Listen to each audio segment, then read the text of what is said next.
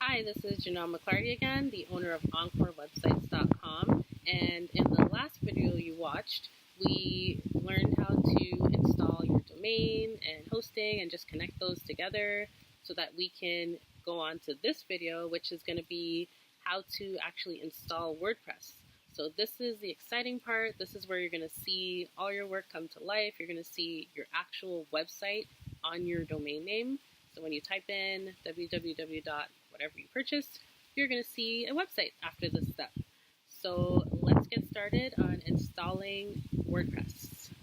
All right, so this is where we left off in the last video after we created our domain and hosting and connected it. So here's the new domain that we connected. Now we're going to install WordPress. So you're going to go back to the home screen right here, and you're going to see these headings. So you see file, databases. We were previously in domains. We're going to scroll all the way down until we see web applications. So right here we see WordPress, Magento, Drupal, Joomla. So we see all these applications, but we're going to be focused on WordPress. So click on WordPress. And then this is just a little synopsis or description of what this application is and its features.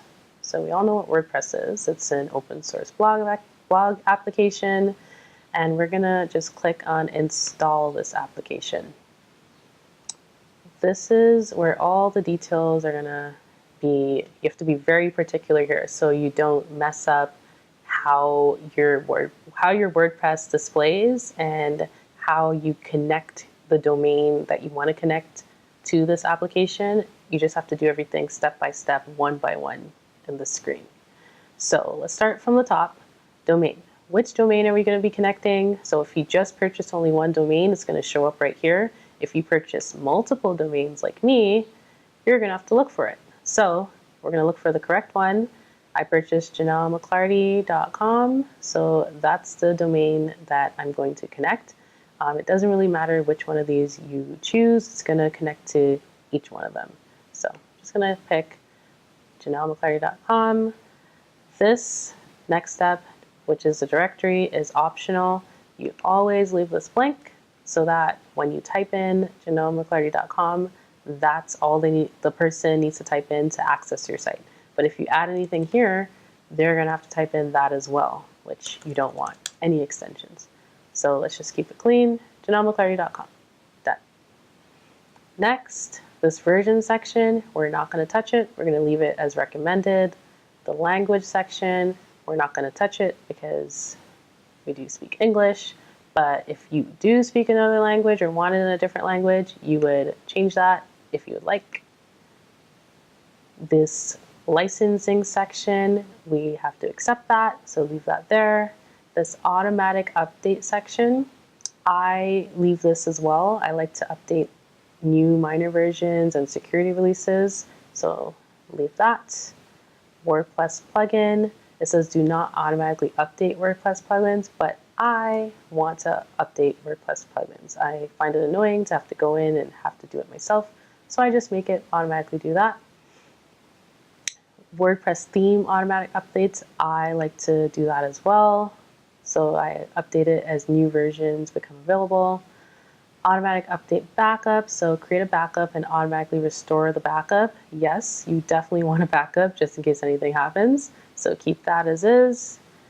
Then we have this very important section. So we have our username, which is automatically generated. We have our password, which is automatically generated. We have our email, which is so everything here.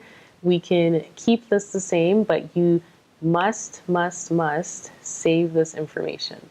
So go into your notepad if you need to, go write it down if you need to, just save this information so that you always have it. So WordPress login details for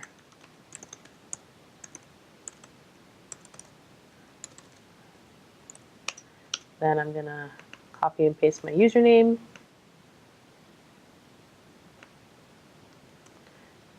And then I'm going to copy and paste my password. I'm definitely going to be changing this password. Okay.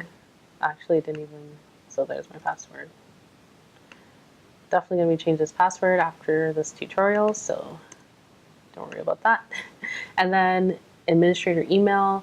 This is basically hooked up to whichever email you use to create this GoDaddy account.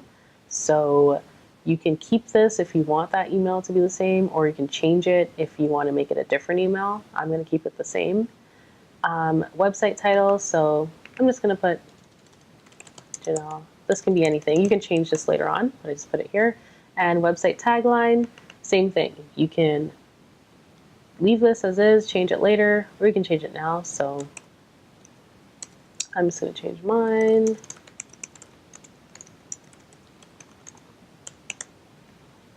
In this right here, so we're just going to keep going down the line. Two-factor authentication. So you should enable this just in case somebody tries to hack into your website and they try your password multiple times.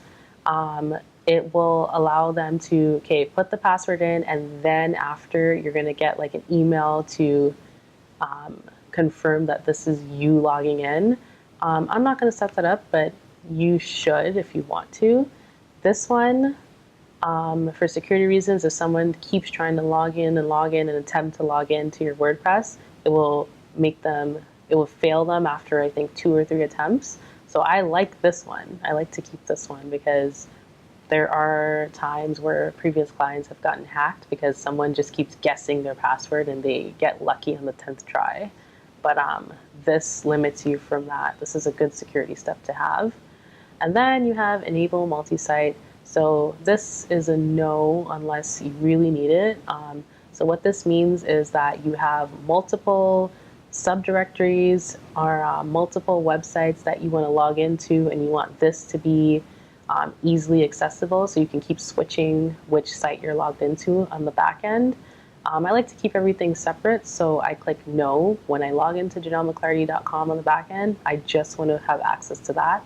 I don't want to have access to multiple subdirectories.